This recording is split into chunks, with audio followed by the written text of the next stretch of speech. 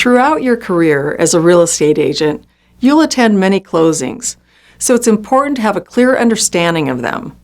We're going to take some time to go over the general closing process and discuss some of the various closing costs that buyers and sellers should be prepared for. Before closing, the agent will generally call the title company and confirm no changes have occurred since the preliminary title search.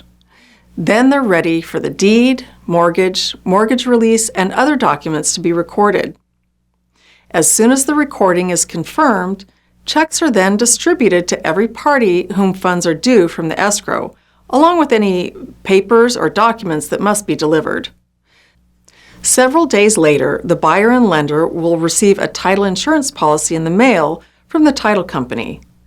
The Public Recorder's Office also mails the documents it recorded to each party.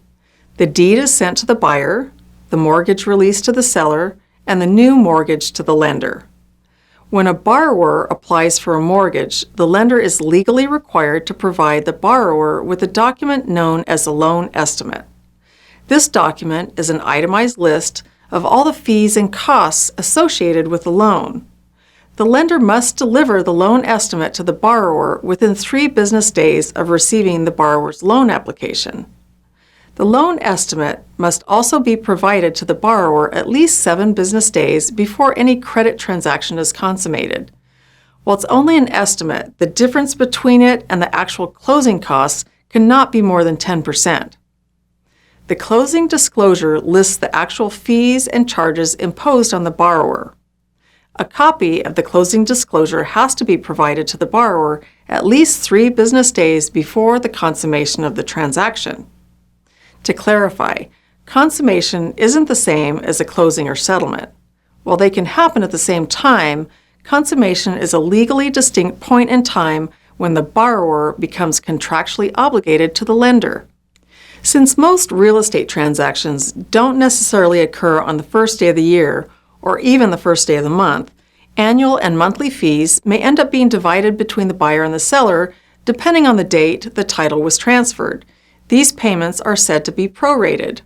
Prorated costs can include homeowners' fees, property taxes, and utility bills. Often the seller will have paid for the month or the year, but the seller doesn't end up owning the property for that paid period. The seller is then credited for the balance of the period of time in which the seller no longer owns the property. Transfer taxes are levied by the local governments when property is transferred from one person to another.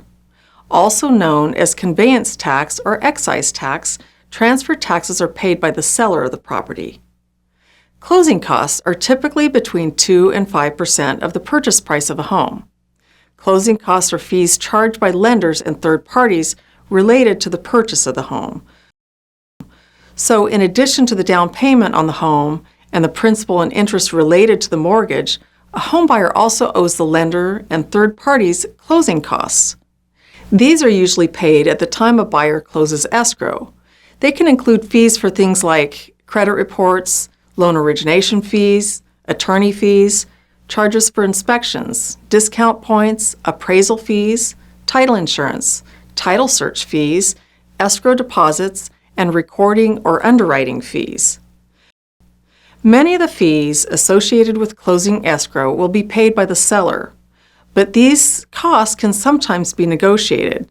It depends on the specific scenario, but assisting your client with negotiating the closing costs can be invaluable to them.